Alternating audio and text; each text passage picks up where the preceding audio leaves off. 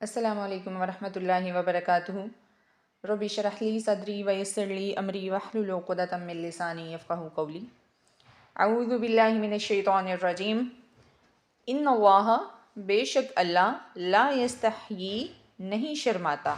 اس کا root word ہے ہا یا، اور اس کا معنی ہے شرمانا یا کسی کام کے کرنے سے باز رہنا۔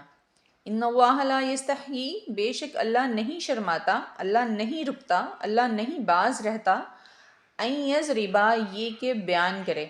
یضربا کا روٹ ورڈ ہے ضادرابا، اور اس کا معنی ہوتا ہے ایک چیز کے اوپر دوسری کو مارنا، بیان کرنا۔ این یضربا، یہ کہ بیان کرے، مثلا مثال۔ عام طور پر ہم مثال دیتے ہیں، یہاں ہے اللہ اس بات سے نہیں شرماتا کہ وہ مثال کو بیان کرے، اتنا لاؤڈلی بیان کرے، اس طرح سے مثال کو اسٹرائک کرے کہ سارے سننے والے اس کی طرف متوجہ ہو جائیں، اٹینٹیو ہو جائیں۔ جب کوئی بات لاؤڈلی کی جاتی ہے نا، اونچی آواز سے، فورسفلی، تو وہ ارد گرد والوں کو، دیکھنے سننے والوں کو اپنی طرف متوجہ کر لیتی ہے، اور اس کا امپیکٹ بھی زیادہ ہوتا ہے۔ تو اللہ اس بات سے نہیں شرماتا کہ وہ مثال کو بیان کرے بڑی لاؤڈلی، بڑی فورسفلی، کہ سب لوگ اٹینٹیو ہو جائیں، سب لوگوں تک وہ مثال پہنچ جائے۔ ما بعوضۃ، کسی مچھر کی، فما فوقہا، پس جو چیز اس کے اوپر ہے۔ بعوضہ کہتے ہیں مچھر کو، یا کسی انتہائی چھوٹی چیز کو، کسی چیز کے چھوٹے سے ٹکڑے کو۔ فما فوقہا، پس جو اس کے اوپر ہے، یعنی کوئی چیز جو مچھر سے بھی چھوٹی ہو، جو دیکھنے میں نظر بھی نہ آتی ہو۔ اللہ کے لیے اس بات میں کوئی آڑ نہیں کہ وہ ان چھوٹی سی چھوٹی چیزوں کی بھی مثال بیان کرے اپنی بات کو سمجھانے کے لیے۔ فَأَمَّا الَّذِينَ، پس جو لوگ، آمنوا، ایمان لائے، فَيَعْلَمُونَ، پس وہ جانتے ہیں، أَنَّهُ الْحَقُّ، یہ کہ وہ حق ہے، من ربہم، ان کے رب کی طرف سے۔ وَأَمَّا الَّذِينَ، اور لیکن جو لوگ، کافروا، کافر ہوئے، فَيَقُولُونَ، پس وہ کہتے ہیں، ماذا اراد اللہ، کیا ارادہ کیا اللہ نے، ماذا، کیا کچھ، اراد اللہ، ارادہ کیا اللہ نے، بہذا مسئلہ، اس مثال کے ساتھ۔ یعنی جب اللہ کسی مچھر یا مکھی کی مثال بیان کرتے ہیں قرآن مجید کے اندر، تو جو مومن لوگ ہیں ان کے ایمان اور یقین میں اضافہ ہو جاتا ہے، اور وہ کہتے ہیں کہ اللہ کی طرف سے حق ہے، سچ ہے، ہم اس پر ایمان لاتے ہیں۔ لیکن جو کافر لوگ ہیں وہ کہتے ہیں کہ اللہ نے ان مثالوں سے کیا ارادہ کیا ہے، اللہ کی ذات اتنی بڑی ہے اور وہ مثالیں چھوٹی چھوٹی سی دے رہا ہے ہمیں، کسی مچھر کی، مکھی کی، کیا کرنا کیا چاہتا ہے اللہ۔ یضلُّ، وہ گمراہ کرتا ہے، بھی، اس کے ساتھ، کثیراً، بہت سے لوگوں کو، یعنی اللہ گمراہ کرتا ہے ان مثالوں کے ساتھ بہت سے لوگوں کو۔ ویہدی، اور ہدایت دیتا ہے، بھی، اس کے ساتھ، کثیراً، بہت سے لوگوں کو۔ وما یضل، اور نہیں وہ گمراہ کرتا، بھی، اس کے ساتھ، الا، مگر، الفاسقین، فاسقوں کو۔ سب سے پہلی بات تو یہ ہے کہ مثال کیوں دی جاتی ہے؟ مثال اس لیے دی جاتی ہے تاکہ بات سمجھنے میں آسانی ہو۔ انسانی ذہن ان چیزوں کو زیادہ بہتر طریقے سے سمجھتا ہے جو چیزیں اس کے مشاہدے میں آلریڈی آ چکی ہوں۔ تو اللہ تعالیٰ نے قرآن مجید میں سورہ حج میں کافروں کے جو معبود تھے، بت تھے، ان کے لیے اللہ تعالیٰ نے مکھی کی مثال بیان کی کہ یہ جو معبود ہیں کفار کے، یہ اس قدر حقیر چیزیں ہیں اور اس قدر بے بس اور لاچار ہیں کہ اگر مکھی ان سے کچھ ایک ذرہ خوراک کا چھین کر لے جائے تو یہ لوگ اس کو واپس نہیں لا سکتے۔ اسی طرح ایک اور جگہ پہ اللہ تعالیٰ نے مکڑی کی مثال بیان کی۔ تو ہونا تو یہ چاہیے تھا کہ کفار ان مثالوں سے بات کو سمجھنے کی کوشش کرتے، لیکن ہوا کیا؟ جب وہ قرآن کے مقابلے میں کوئی صورت نہ لا سکے تو انہوں نے بجائے اس کے کہ اپنی غلطی کو تسلیم کرتے اور قرآن پر ایمان لے کر آتے، انہوں نے قرآن میں سے نقص نکالنے شروع کر دیے، اس پر اعتراضات کرنے شروع کر دیے۔ تو اس آیت میں اللہ تعالیٰ نے ان کے انہی اعتراضات کا جواب دیا ہے کہ اللہ تعالیٰ تو اس بات سے نہیں شرماتا کہ وہ اپنی مخلوق میں سے کسی چھوٹی سے چھوٹی چیز کی بھی مثال بیان کرے، کیونکہ اس کی مخلوق ہونے کے لحاظ سے سارے ہی برابر ہیں۔ وہ چاہے تو مچھر سے بھی بہت بڑے بڑے کام لے سکتا ہے۔ آپ کو یاد ہوگا کہ حضرت ابراہیم علیہ السلام کو جس بادشاہ نے آگ میں پھینکا تھا، نمرود بادشاہ نے، اس بادشاہ کی موت اس مچھر کی وجہ سے ہی واقع ہوئی تھی۔ اسی طرح اس مچھر کی وجہ سے، اس مچھر کے ذریعے پھیلی جانے والی بیماری کی وجہ سے دنیا میں، تاریخ میں اب تک لاکھوں لوگ مر چکے ہیں۔ تو اس مچھر کو معمولی نہ سمجھیے۔ اللہ کی مخلوق میں کوئی بھی چیز بے فائدہ اور نکارہ نہیں ہے اور حقیر نہیں ہے۔ دیکھنا تو صرف یہ چاہیے کہ جو مثال دی جا رہی ہے اور جس کے لیے مثال دی جا رہی ہے، کیا ان دونوں کی آپس میں کوئی مطابقت ہے۔ اگر ان دونوں کی آپس میں مطابقت ہے تو پھر اس کا مطلب یہ ہے کہ مثال بالکل ٹھیک ہے، اور اگر مطابقت نہیں ہے تو پھر مثال ٹھیک نہیں ہے۔ اور یہاں پر جو اللہ کی مثالوں پر کفار نے اعتراض کیا تو وہ ویسے بھی اپنی شرمندگی مٹانے کے لیے تھا نا، کہ وہ قرآن کے مقابلے میں کوئی صورت لے کر نہیں آ سکے تھے، اور انہوں نے اپنی غلطی بھی تسلیم نہیں کی تھی۔ آگے اللہ تعالیٰ کہتے ہیں کہ جو مومن لوگ ہیں، ایمان والے ہیں، جو متقین ہیں، جن کے دل میں رب کا ڈر ہے، وہ صرف جانتے ہیں کہ یہ حق ہے اللہ کی طرف سے۔ لیکن جو لوگ پہلے سے انکار کر چکے ہیں، جن کا مائنڈ سیٹ ہی غلط ہے، وہ لوگ کہتے ہیں کہ اللہ نے ان باتوں سے ارادہ کیا ہے، یعنی وہ ہر چیز میں نقص نکالنے کی کوشش کرتے ہیں۔ تو اللہ کیا کرتا ہے، یُضِلُّ بِهِ كَثِيرًا وَيَهْدِي بِهِ كَثِيرًا، اللہ بہت سے لوگوں کو اس مثال کے ساتھ، قرآن کی آیات کے ساتھ گمراہ کرتا ہے۔ یہاں پھر وہی بات آ گئی ہے کہ کیا گمراہی کی نسبت اللہ تعالیٰ کی طرف کرنا ٹھیک ہے۔ سورہ بقرہ کے شروع میں ہم نے پڑھا تھا کہ یہ کتاب ہدایت ہے متقین کے لیے، یعنی ان لوگوں کے لیے جو خود بچنا چاہتے ہیں آنے والے خطرات سے۔ تو یہاں بھی وہی بات ہے کہ ہدایت صرف اسی کو ملے گی جو بچنا چاہے گا، جو ڈرنا چاہے گا، جو سیدھا رستہ اختیار کرنا چاہے گا۔ تو جن لوگوں نے ہٹ درمی اختیار کی، جو گمراہی کے رستے پر چل رہے ہیں، وہ اس قرآن کو اس لیے نہیں پڑھتے کہ وہ اس سے ہدایت حاصل کرنا چاہتے ہیں، بلکہ وہ تو اس کو تنقیدی نظروں سے دیکھتے ہیں، ہم اس میں سے نقص نکال سکیں۔ تو جب انسان کی نیت ہی نقص نکالنے کی ہوگی تو اس کو ہدایت کہاں سے ملے گی؟ اور ویسے بھی انسان جس راستے پر چلتا ہے، اللہ اس کے لیے اس راستے کو آسان کر دیتا ہے۔ وما یضل، اور نہیں وہ گمراہ کرتا، بھی اس کے ساتھ الا الفاسقین، مگر فاسقوں کو، یعنی اللہ جو ہدایت حاصل کرنا چاہے اس کو گمراہ کبھی نہیں کرتا، بلکہ گمراہ صرف ان لوگوں کو کرتا ہے جو فاسق ہیں۔ اب فاسق کون ہے؟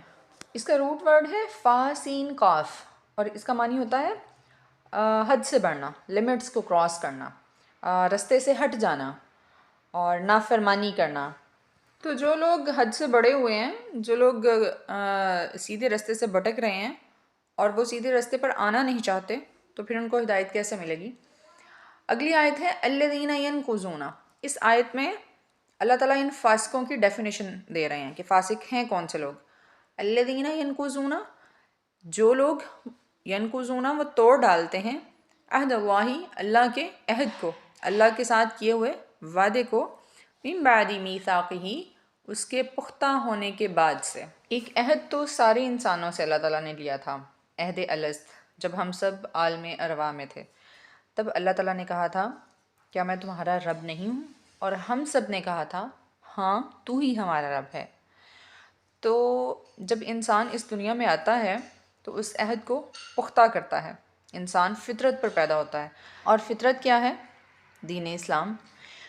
اور جب انسان اس دنیا میں آ کر اسلام کے رستے کو چھوڑ دیتا ہے، اپنی فطرت کو چھوڑ دیتا ہے اور دوسرا رستہ اپنا لیتا ہے جس سے اللہ نے منع کیا، اللہ کا انکار کرتا ہے یا اللہ کے حکموں کی نافرمانی کرتا ہے، تو پھر وہ اس عہد کو توڑ ڈالتا ہے۔ اس کا ایک اور معنی یہ بھی ہو سکتا ہے کہ ہم اپنے روزمرہ کے جو وعدے ہوتے ہیں جو اللہ کے نام پہ کرتے ہیں، ان کو توڑ دیا جائے، یا جیسے کہ منافقین نے رسول اللہ صلی اللہ علیہ وسلم کے ہاتھ پر بیعت کی، اسلام قبول کیا، تو اللہ کے نام پر رسول اللہ صلی اللہ علیہ وسلم کے ساتھ وعدہ کیا، عہد کیا، اور بعد میں اس کو توڑ ڈالا، یعنی وہ دل سے مسلمان نہ ہوئے، تو یہ سارے لوگ فاسق ہیں۔ وَيَقْطَعُونَ، اور کاٹ ڈالتے ہیں، کاٹ دیتے ہیں۔ یقطعون کا روٹ ورڈ ہے قاف طا عین، اس کا معنی ہوتا ہے کاٹنا۔ ما امر اللہ، جو حکم دیا اللہ نے، بھی اس کے ساتھ، اللہ نے کیا حکم دیا؟ ان یوصلا، یہ کہ صلہ رحمی کی جائے، آپس میں رشتوں کو نبھایا جائے، رشتوں کو ملایا جائے، قرابت داری قائم رکھی جائے۔ یعنی الذین ینقضون عہد اللہ من بعد میثاقہ سے مراد بندے کا اللہ سے تعلق، اور وَيَقْطَعُونَ مَا أَمَرَ اللَّهُ بِهِ أَن يُوصَلَ سے مراد بندے کا بندے سے تعلق۔ بندے کے بندے سے تعلق میں بہت سارے تعلقات آ جاتے ہیں، جیسے رشتہ داروں کے ساتھ تعلق، ہمسایوں کے ساتھ، یتیموں کے ساتھ، مسکینوں کے ساتھ، غرض انسانوں کے ساتھ ہر طرح کے تعلق کا لحاظ کرنا ہے، اور اس بات کا اللہ تعالیٰ نے حکم دیا ہے، لیکن فاسق لوگ ان تعلقات کا لحاظ نہیں کرتے۔ اپنے قریبی لوگوں سے رشتہ نبھانا ویسے بھی بڑا مشکل کام ہے، کیونکہ ہم سب کو ایک دوسرے کی خوبیوں، خامیوں، کمزوریوں، عیبوں کے بارے میں معلوم ہوتا ہے، تو ہم ویسے بھی چھوٹے چھوٹے سے گلے شکوے جو ہیں ایک دوسرے کے خلاف پال لیتے ہیں، اور اسی کی بنا پر ہم رشتے توڑ دیتے ہیں، جبکہ حدیث میں آتا ہے کہ یہ بڑا سخت گناہ ہے۔ حضرت ابو ہریرہ سے ایک حدیث مروی ہے کہ آپ صلی اللہ علیہ وسلم نے فرمایا، جب اللہ تعالیٰ ساری مخلوق کو پیدا کر چکا تو رحم مجسم بن کر کھڑا ہو گیا اور پروردگار کی کمر تھام لی۔ اللہ تعالیٰ نے اس سے پوچھا، کہو کیا بات ہے؟ تو وہ کہنے لگا، میں اس بات سے تیری پناہ چاہتا ہوں کہ لوگ مجھے کاٹ دیں گے، یعنی لوگ رشتہ داری کا خیال نہیں رکھیں گے۔ تو اللہ تعالیٰ نے کہا کہ کیا تو اس بات پر راضی نہیں ہے کہ جو تجھے جوڑے گا میں اسے جوڑوں گا، یعنی جو رشتہ داری نبھائے گا میں اسے جوڑوں گا، اور جو تجھے قطع کرے گا میں بھی اسے قطع کروں گا۔ اور اسی طرح ایک اور حدیث میں آتا ہے کہ جو شخص یہ چاہتا ہے کہ اس کی عمر لمبی ہو تو وہ صلہ رحمی کرے، یعنی اپنے رشتہ داروں کے ساتھ اچھا سلوک کرے۔ اور صلہ رحمی سے مراد ہم لوگ کیا لیتے ہیں؟ ہم کہتے ہیں ہم تو ان سے پیچھے نہیں ہٹے، وہ لوگ خود ہی ہم سے پیچھے ہٹ گئے ہیں، تو جب وہ ہم سے ملنا نہیں چاہتے تو ہم ان سے کیوں ملیں؟ تو صلہ رحمی یہ نہیں ہے کہ کوئی آپ سے ملے گا، آپ سے رابطہ رکھے گا تو آپ اس سے رابطہ رکھیں گے۔ صلہ رحمی یہ ہے جو آپ سے رابطہ توڑتا ہے، آپ نے اس سے رابطہ جوڑنا ہے۔ وَيُفْسِدُونَ فِي الْأَرْضِ، اور وہ فساد کرتے ہیں زمین میں۔ فساد کا معنی آپ کو معلوم ہے، بگاڑ پیدا کرنا، کسی چیز کو خراب کرنا۔ تو زمین میں فساد سے کیا مراد ہوگا؟ زمین کا جو قدرتی بیلنس اللہ تعالیٰ نے قائم کیا ہوا ہے اس کو خراب کرنا۔ ایک تو زمین میں فتنہ و فساد پیدا کرنا، قتل و غارت کو ہوا دینا، لڑائیاں جھگڑے کروانا، لگائی بچائی کرنا۔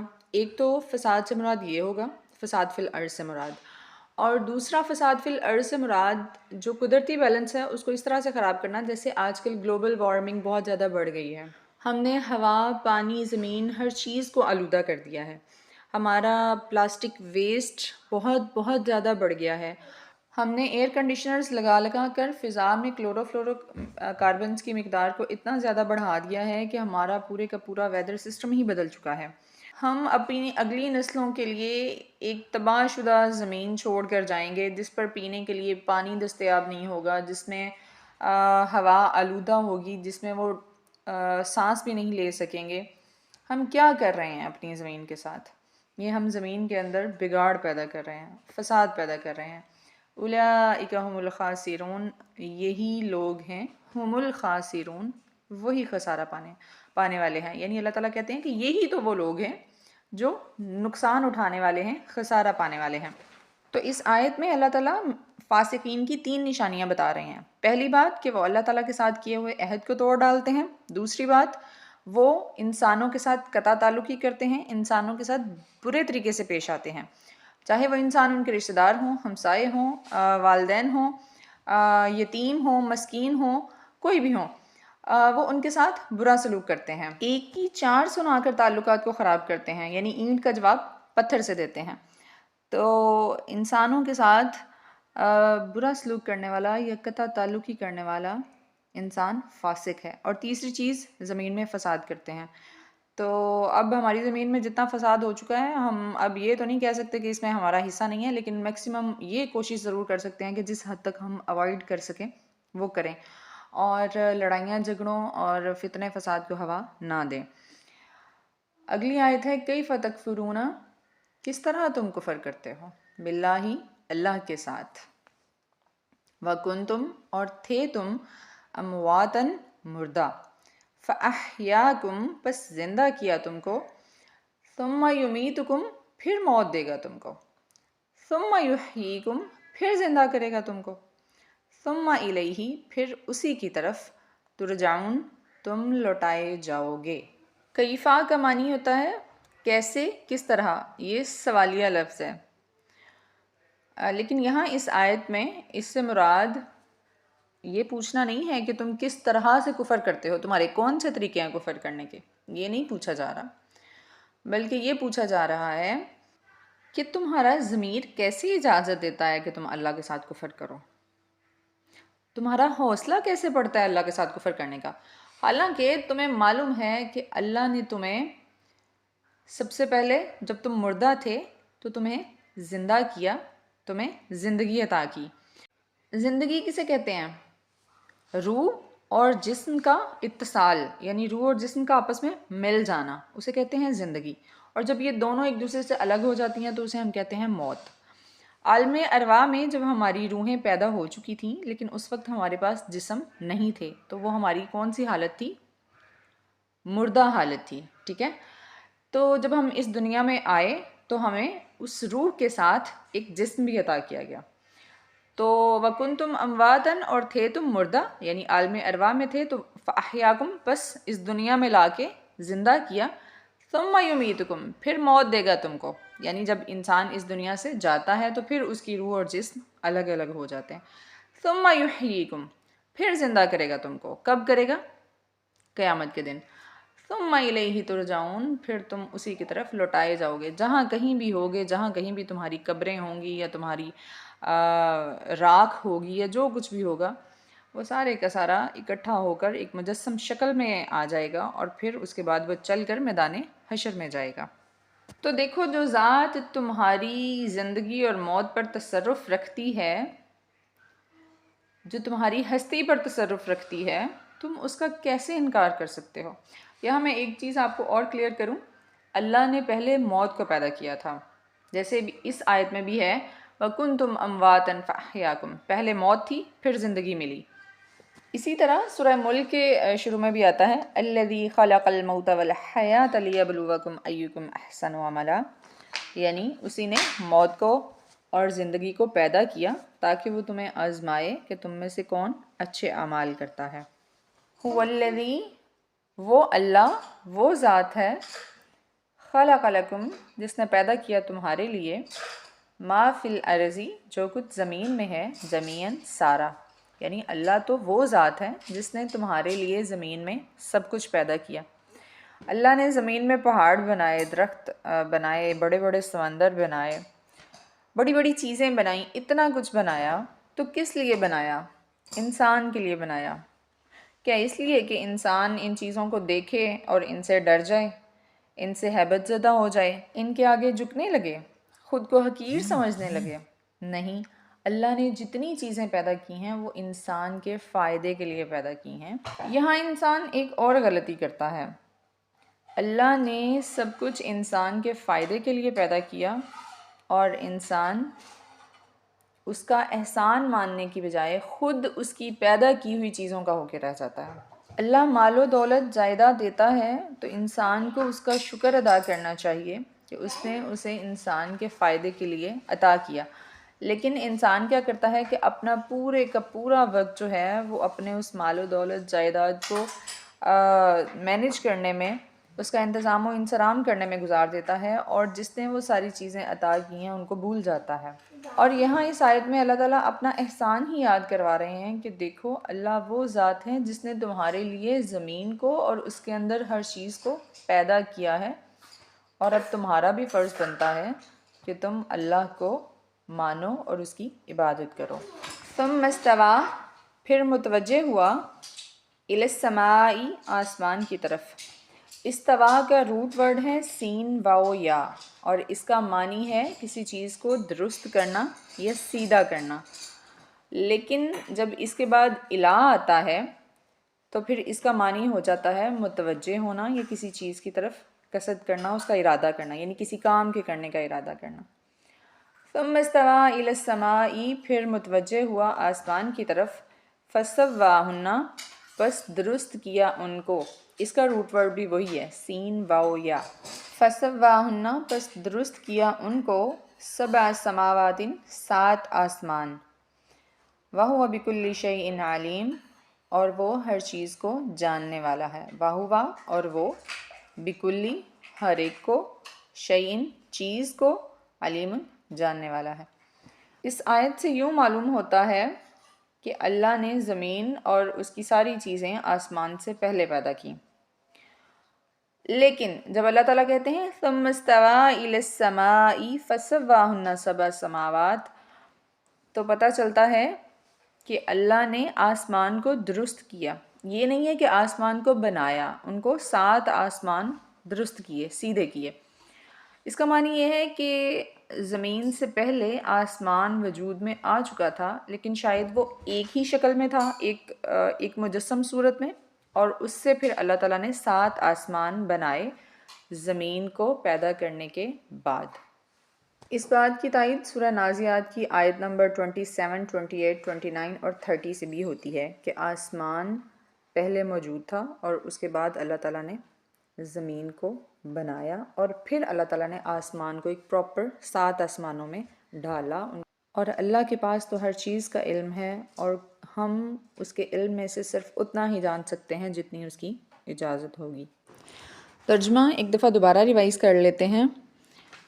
ان اللہ، بے شک اللہ، لا یستحیی، نہیں شرماتا، ان یضربا، یہ کہ بیان کرے، مثلاً مثال، ما بعوضۃ، کسی مچھر کی، فما فوقہا، پس جو اس کے اوپر ہے، فاما الذین، پس لیکن جو لوگ، آمنوا، وہ ایمان لائے، فیعلمون، پس وہ جانتے ہیں، انہ الحق، یہ کہ وہ حق ہے، من ربہم، ان کے رب کی طرف سے، واما الذین، اور لیکن جو لوگ کفروا، کافر ہوئے، فیقولون، پس وہ کہتے ہیں، ماذا اراد اللہ، کیا ارادہ کیا اللہ نے، بہذا مسئلہ، اس مثال کے ساتھ، یضل، وہ گمراہ کرتا ہے، بھی اس کے ساتھ، کثیراً، بہت سے لوگوں کو، ویہدی، اور ہدایت دیتا ہے، بھی اس کے ساتھ، کثیراً، بہت سے لوگوں کو، وما یضل، اور نہیں وہ گمراہ کرتا، بھی اس کے ساتھ، الا الفاسقین، مگر فاسقوں کو. الذین، جو لوگ، ینقضون، وہ توڑتے ہیں، عہد اللہ، اللہ کے عہد کو، من بعد میثاقہ، اس کے پختہ ہونے کے بعد سے، ویقطعون، اور وہ کاٹ ڈالتے ہیں، ما امر اللہ، جو حکم دیا اللہ نے، بھی اس کے ساتھ، ان یوصل، یہ کہ صلہ رحمی کی جائے، ویفسدون، اور وہ فساد کرتے ہیں، فی الارض، زمین میں، اولئک، یہی لوگ، هم الخاسرون، وہی خسارہ پانے والے ہیں. کیف تکفرون، کس طرح تم کفر کرتے ہو، باللہ، اللہ کے ساتھ، وکنتم، اور تھے تم، امواتن، مردہ، فاحیاکم، پس زندہ کیا تم کو، ثم یمیتکم، پھر موت دے گا تم کو، ثم یحییکم، پھر زندہ کرے گا تم کو، ثم الیہ، پھر اسی کی طرف ترجعون، تم لوٹائے جاؤ گے.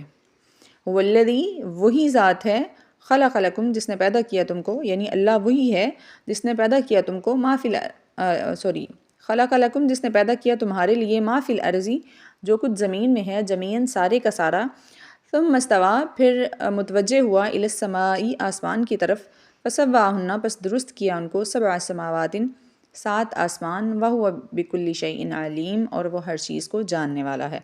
وآخر دعوانا ان الحمد للہ رب العالمین. سبحانک اللہم وبحمدک، اشہد ان لا الہ الا انت، استغفرک واتوب الیک.